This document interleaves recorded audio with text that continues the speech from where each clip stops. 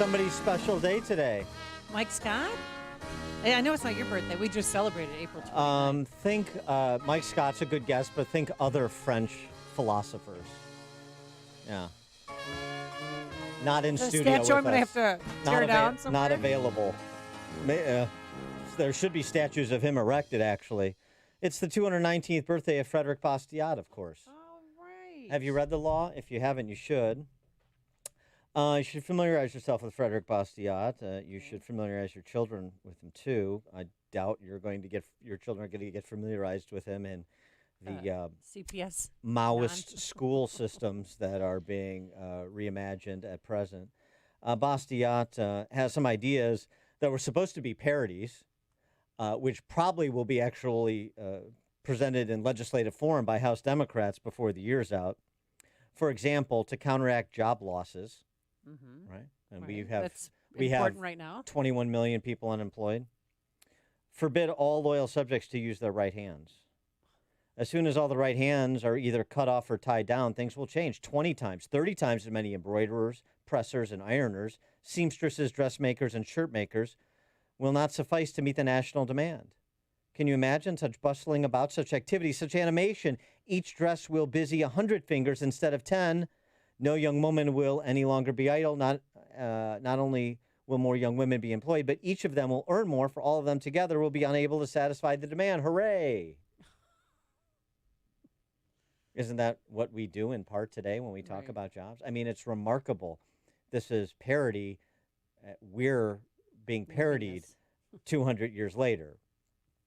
This is somebody who understood the results of the French Revolution, since we're in Jacobin times here. I cite this often, this observation from Bastiat, when we talk about government intrusions into the marketplace, be it in the form of tariffs or benefits, subsidies, taxation, whatnot, other forms of taxation, government-run schools, guaranteed jobs, guaranteed profits, minimum wages, all of those intercessions by the government. Treat all economic questions from the viewpoint of the consumer, for the interests of the consumer are the interests of the human race. That's exactly right. Yeah. That's exactly right. That's what every policymaker should understand. If you don't understand that, you understand nothing about economics. A man who does understand something about economics is Christopher Whalen. I don't know if it's his birthday, but we'll sing it to him. Happy birthday to him when it is. He's an investment banker, chairman of Whalen Global Advisors, LLC, author of Ford Men from Inspiration to Enterprise, as well as Inflated, How Money and Debt Built the American Dream. He's also editor for the Institutional Risk Analysis. Christopher, thanks for joining us again. Appreciate it. Good morning. Greetings from New York. Yes, you sound very excited to be there. Yes. We just had a 3-alarm fire. Oh. I was thinking, by the way, during your discussion of Bastiat, I once got to hear Robert Novak describe why Bastiat was Ronald Reagan's favorite economist. And it's one of my dear memories of Bob, who was an old family friend. And a University of Illinois grad, sure, one of our very own here. Yeah. To talk a little bit about where you think we are in terms of this inching down the road of recovery. Are we even inching? No, we're still in the kind of the early phases of the shock, which is trying to understand what's happening in different industries in different parts of the country. We are not even near the cleanup phase yet, and I think people will be a little shocked and surprised by the losses that are anticipated by U.S. banks when they release their earnings in the second quarter. You know, we're already up to the amount of cash put aside in 2009 for the whole year. And sorry to interrupt, but just to weave in this, is that why Fed Chairman Jerome Powell did what he did with bank dividends and stock repurchases? Yes, Explain. we did a little comment on that this morning in the blog, and so he is evolving his thinking. Back in April, he and I frankly said, look, the banks will stop buying back stock, which was worth over $130 billion a year, and that should be enough. But now certain banks, particularly Wells Fargo, probably Capital One, because they have a lot of consumer exposure, are looking at this again, and they're thinking maybe we need to retain earnings and just build a big pile of capital. And I think that's what you're going to see. I think all the banks are going to be in that posture. Chase, for example, is gently backing away from a lot of institutional markets, particularly residential mortgages. They did this, by the way, 10 years ago, so we're replaying that movie. And all the big banks are adjusting risk, but this time it's about commercial real estate, it's about business defaults. It's not about residential mortgages. That's the big difference. But are you suggesting that we were not in a financial crisis before the pandemic, but we're on the cusp of one now? I wouldn't call it a crisis because crisis implies surprise. That's the definition of a systemic event, is when you surprise everybody with risk that they did not see. Here, I think we're pretty forewarned. The street doesn't want to hear it, which is a different matter. That's a matter of, collective delusion. And stocks, by the way, are still pretty well valued. Banks, J.P. Morgan, for example, is well over book value this morning. So the world doesn't want to believe we're facing something that's a little more like the 1930s, the mid-1930s, than it is like 2009. Well, and the economists don't want to hear that either. Well, when's the bottom going to fall out? But the bottom is slowly falling out now. And I'm not saying that the world's going to end in terms of the economy, but in terms of the business community and how much hurt they take on a lot of different areas, like hotels. 1 out of 4 hotels in New York City are going to close, and they're not going to reopen. There's just no reason to have them open. Restaurants, same thing. And I think in most major cities, even though people have been trying to stay in the game and they've been trying to stay open, at least for takeout and delivery, for example, that model doesn't work long term. So I think Sam Zell was actually talking about this on TV recently. He said, we're going to see waves of this, and people are going to realize over weeks and months that the numbers don't work. And that's when they're going to make hard decisions about closing businesses, defaulting, that sort of thing. So this will take months, okay? And all of the economists, all of the stock folks want things to resolve quickly. And certainly the government does, certainly President Trump does. But that, unfortunately, is not the nature of this beast. This is a global wave of loss on the one hand and also deflation in terms of falling revenue, falling GDP, that sort of thing. And it'll take time to fix this, and it will take action to fix it. And unfortunately, I don't see anybody on the Republican or the Democrat side taking this seriously. When you talk, when you see, I should say, proposals coming out of Trump's circle of economic advisors, like a payroll tax holiday, that is not substantial enough to meet the moment, in your estimation? Well, it certainly helps. Anything you can do to feed cash in the front of the beast, if you will, is great. We can protect jobs for a while. We can, extend unemployment benefits and all that, which is very important. But what I'm saying is that there are simply a lot of businesses that are not going to work because the change of the utilization of big cities, the change in travel patterns and volumes. I'll give you an example. There's no tourists in New York now. Mm-hmm. None. Mm-hmm. The character of this city has changed fundamentally in the density. If you look at the ridership on the MTA, I could see them shutting down the trains eventually in New York because there simply won't be enough volume to justify keeping them up, and we'll just run buses. Seriously. Well, there's no traffic. To your point, and we talked about this a little bit last week, and I think it was the Wall Street Journal that reported on it. You already seeing a flight from density to less density in urban centers, even within the urban center. But even if you're staying in Chicago or New York, you're moving to less dense areas, and then a lot of people are moving out to the suburbs and exurbs. That's happening right now. Well, yes, close in Connecticut, which was left for dead, and I mean dead, like people were renting their homes because it was hopeless to try and sell them. Now, suddenly, life has been breathed back into that market.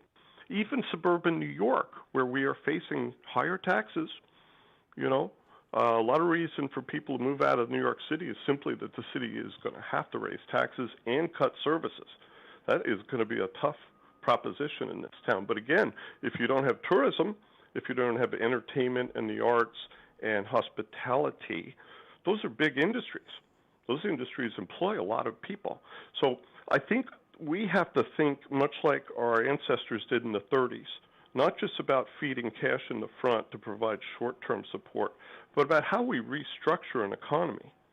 And, in those days, they created a parastatal agency that was funded in the debt markets. It was run, it was called the Reconstruction Finance Corp., and they basically restructured dead companies and dead banks that couldn't qualify for FDIC insurance.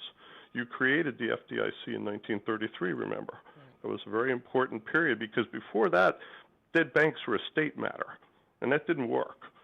It was only when you had a federal agency that could resolve insolvencies that you got the country to say, okay, banks are fine. They're insured by Uncle Sam. And then at the same time, all the rest of the economy, which was gutted in the 30s by the drop in volume and the drop of employment, had to be fixed.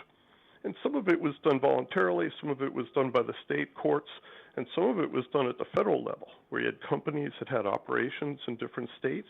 You needed a federal receiver, and that's what the RFC was.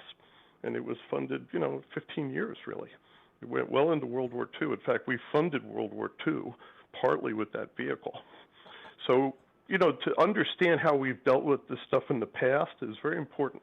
I want to go back to something you said. You cited commercial real estate magnate Sam Zell. Yeah. He talking about how many real estate assets, many businesses are just not going to work, and that's what you're describing in terms of the months ahead where you'll see business closures. But he also said, we will recover. Indeed, we are already recovering. Is he speaking of just himself and his enterprises, or is he speaking more generally about commercial real estate? No, I think Mr. Zell is speaking about commercial real estate, and I agree with him because the commercial world is an entirely professional institutional market. There are no consumers there, back to your comment about consumer politics, right? So you don't have that risk, and you can also move things along. And so when both sides, the creditors and the debtors sit at the table, and they have a pool of real estate assets that have been financed, right? The conversation very quickly cuts to the chase, which is you wipe out the equity, and some of the, if not all of the debt, becomes the new owners of the assets, and you go out and you get some more financing, more mortgage debt, obviously at a lower valuation than before, and you get on with it. You buy time, essentially. And that's what I was describing about the 1930s. For example, when we created the 30-year mortgage in the 1930s, that was to buy time. Buy time for the restructuring underneath it. Yeah. Nobody financed a house for 30 years. My grandmother had a 10-year bullet, and she lost her house because they couldn't refinance it. Okay? That was very common. And you know what? Nobody wanted to take the risk on a house. There was no government market. So, the government has done some important things in finance, essentially subsidizing everybody's ownership of a home, which is not a bad thing. But there are other areas where, unfortunately, all the commercial assets are private. There are some that are guaranteed, multifamily apartment buildings, particularly by Fannie Mae and Freddie Mac, and they're very good, by the way. Those securities have performed fine. But a lot of the private stuff has got to be fixed. Malls, okay? A lot of malls. They're going to have to be repurposed. No question about it, even if people move back to the suburbs to some degree. What about, give us your perspective on the residential home market, not just in urban centers, but because, you're talking about if people are going to be out of work a lot longer than they thought, if you're going to see home values plummet as more supply becomes available. No, look, think of the market up to $600,000-$700,000 value, which is kind of the top of the agency market for Fannie Mae and Freddie Mac, right? The FHA is a little lower, and they're mostly for first-time home buyers, people who are getting started, much smaller loans in that market. They're fine. That market, really up to the conforming limit in most cities, is robust right now, and that's partly because there isn't a lot of supply, particularly of newer homes, which people tend to want. But the top stuff over $1 million, getting up into that stratosphere, is going to be compressed quite a lot. There'll be some ebb and flow on a regional basis, but the problem that we face is that the Fed, by coming in so heavy in 2009, 2010 with liquidity, essentially created this bull market in real estate. And we have seen tremendous price appreciation in commercial assets, land. In fact, default for several years had no cost. because the value of the property was going up so fast you couldn't lose money. Think about that. So now we're going to see compression the other way, and particularly in the high-end assets. The middle and the lower, $200,000-$300,000 homes, no, because there aren't enough of them. We still have a deficit in affordable housing. And by the way, we're going to do record volumes in residential lending this year because of low interest rates. Yeah, right. Okay. $2.5 trillion in mortgages this year. This will be the most profitable year for mortgage bankers in 10 years. Oh, I'm sure. And it will people will help be very the big happy to banks. hear that. Yes. Oh, yeah. You're going to see positive line items for the large banks and also for the non-banks, the Quickens and the Freedoms and all the rest of them. They're cranking it out. And it's good because every time they refi somebody, even if they don't take cash out, just lower their monthly payment, that's good. So all these little ways we can inject cash into the economy are extremely important. And thankfully, in a lot of ways, residential is going to pull us out of this mess over the next couple of years because I see a bull market for 3 years in residential lending. Interesting. All right, well, that's a hopeful note, and we're looking for those. Oh, yeah. Yeah, absolutely. Well, some things happen well, right? Yeah. But, Okay, we'll take it. Yes. But the behavioral changes you alluded to earlier are very important. We got to see how this pans out. I know several very large financial firms that are thinking about moving everybody out of New York City. Sure. They'll keep a small presence here, but why not put them out in the burbs? Why not put them in a different city? Because cost of living's less. Texas, for example. The entire mortgage industry is moving to Plano, Texas. And where are they coming from? California. Yeah. It's too expensive. Too expensive. The tech investment and real estate firm Rex Teams, Peter Rex, has an op-ed in the Wall Street Journal of the weekend. I'm leaving Seattle for Texas so my employees can be free. Oh, yeah. So there you go. He is Christopher Whalen, investment banker, chairman of Whalen Global Advisors, LLC. Christopher, thanks for joining us again. Appreciate your Be well. insights. Happy holiday. Take care. And he joined us on our turnkey.pro answer line. The more you listen, the more you'll know. This is Chicago's Morning Answer. Morning Answer on AM 560. The Answer. Folks, our world has changed a lot. I don't have to tell you that in the last few weeks and months. And whether you like it or not, when you leave your home these days, a lot of places require you to have a face covering. So if you choose to wear a face covering, which one you choose can make a difference. A highly recommended consumer covering is Boomer Naturals multi-use covering. Very comfortable, easy to breathe with and speak with, even for those who have sensitive skin. These are in stock right now, and they ship to you from their U.S. warehouse. They can be used for up to 30 days. Just hand wash with soap and water each day. Get some now for your whole family. Order today at boomernaturals.com. Use the promo code Chicago20 at checkout and save 20%. That's promo code Chicago20 and receive free shipping and handling when you spend $50 or more at boomernaturals.com. That website again, boomernaturals.com. Napa know-how. Get all the quality parts you need at your locally owned Napa. Because right now, when you order from Napa online, you can pick up curbside at your local store in just 30 minutes. Or get your order delivered direct to your door with free one-day shipping on over 160,000 quality parts.